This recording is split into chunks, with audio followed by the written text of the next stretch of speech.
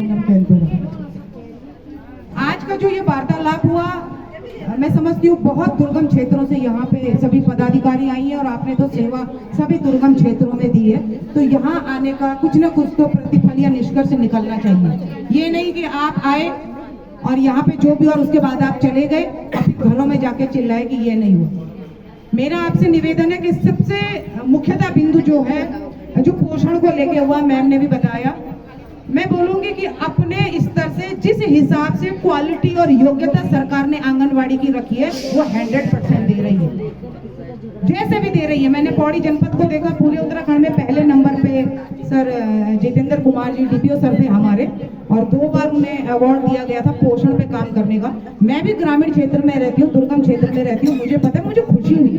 काम कहीं ना कहीं धरातल से आंगनवाड़ी नहीं तो करके दिया, चाहे उसने किया, बेटे ने किया, बेटी ने किया, बहू ने किया, कर रहे हैं, प्रयास कर रहे हो। हाँ, आपका जो कहना था कि पोषण पे इन कमियों की वजह से मानदेय न काटा जाए, काम नहीं हो रहा है, उसमें हम सुधार करेंगे। हमें सीखना भी होगा, हम यहाँ से जुड़े, जितना अच्छा सीखेंगे हमारे लिए फायदेमंद है। हम तो हमेशा मैं यही बोलती हूँ, आप पता नहीं क्यों आंगनवाड़ी है अपने को बेचारी खुद ही बना देते हम लोग। आप ग्राउंड जीरो में इतना बड़ा मंत्रालय चला रहे हैं, काम करके दे रहे हैं, तो आप बेचारे कहाँ से हो गए? तो सीखने की ललक होनी चाहिए। मेरी बहुत सी दीदियां हैं जो 5वीं 8वीं पास है, हमसे बेहतर काम करती हैं। मैं यहाँ पे कई अपनी ग्रेजुएट बहनों को पूछूं कि ICDS की सेवाएं हैं, ECC का फुल फॉर्म क्या है, तो नहीं, दीदियों को सब पता है, जोड़ घटाना गुणा भाग में कुछ फूट के रजिस्टर से। तो सीखना हमें है, उसके लिए हम सीखेंगे। पर हाँ, ये निवेदन जरूर है कि इन खामियों की वजह से मानदेय ना काटा जाए। मामूली सा 9,300 मानदेय है, हमारी बहुत सी बहनों का घर उसी में चलता है, वो हमारे सारे कर्मचारी अधिकारी सब जानते हैं। दूसरा, आप लोगों ने बोला था ये निदान वाला, इस बात पे हम सहमत हैं। हमने पूर्ववत में भी बोला था कि कई पर्चियां हमारी ऐसी यहाँ पे आई है जिनका निदान परियोजना स्तर पे, ब्लॉक स्तर पे और जिला स्तर पे हो जाना चाहिए था, लेकिन ये दुर्भाग्य है कि हम उन समस्याओं को लेके भी यहाँ पहुंचे। इसके लिए मेरा आपसे अनुरोध है कि आप जिला परियोजनाओं में बैठे हमारे कर्मचारी अधिकारियों को बोलिए कि वाकई त्रैमासिक बैठक संगठन के साथ जिला मुख्यालय में होनी चाहिए और उसका शॉर्ट आउट वहीं पे हो जाए, तो इतने लोगों को यहाँ ना भागना पड़े।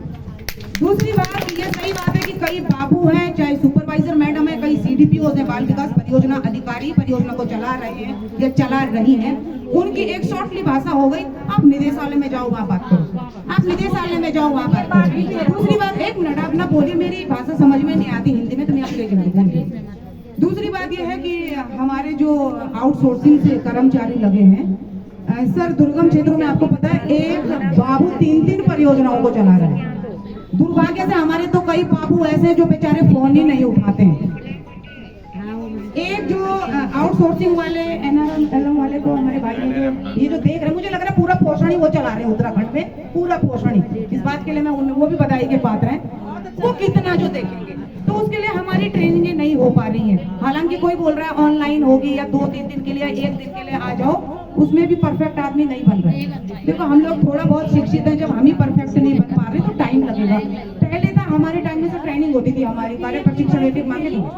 तो आप तिमाही जो बैठक है वो जिला मुख्यालय में, जिला हेडक्वार्टर में हमारे जिला कार्यक्रम अधिकारियों के साथ जरूर होनी चाहिए, उसका निस्तांतरण हो जाए। एक निवेदन ये, और दूसरा निवेदन मेरे की जो कटा हुआ ये मानदेय है 22 और 23 का, पुराने तो हमने सब छोड़ दिया, लेकिन 22-23 का, जैसे पौड़ी जनपद के मात्र 3 ब्लॉक है, पोखड़ा, कोटद्वार, दुगड्डा और जयरीखाल, और ऐसे ही इसको तो विशेष आग्रह मेरा है कि आप इस मानदेय को निर्गत कराने की कोशिश करें। ये सबसे बड़ी समस्या है और इसका समाधान मैं जहां तक चाहती हूँ कि कम से कम जब तक कॉमनवेल्थ गेम्स हो रहे हैं, हम माननीय मंत्री जी को भी डिस्टर्ब नहीं करना चाहते, क्योंकि बहुत बड़े मान सम्मान की बात ये हो रही है उत्तराखंड के लिए भी, हमारे लिए भी, तो वो अच्छे से संपन्न हो। विभाग ने जो 5200 मिनी अपग्रेड किए थे और उसमें जो शासनादेश जारी किया है, जो योग्यता का मानक रखा है, जो एज पर नॉर्म्स गवर्नमेंट के, उसका हम स्वागत करते हैं, सरकार का भी और विभाग का भी, वो बहुत अच्छा है। देखो, क्वालिटी गुणवत्ता होगी तो विभाग का ढर्रा सुधरेगा, जब सुधरेगा तो हमारे लिए नहीं, आने वाली बहनों के लिए और अच्छा और बेहतर होगा। अब आज जो काम पे दिक्कतें आ रही है वो आंगनबाड़ी की दिक्कत नहीं है, कर्मचारी अधिकारी की नहीं है, वो सरकारों की है। भाई, आपने योग्यता ही ऐसी रखी है तो उसके एवज में तो बहुत हाई क्वालिटी का काम हो रहा है योग्यता के आधार पर।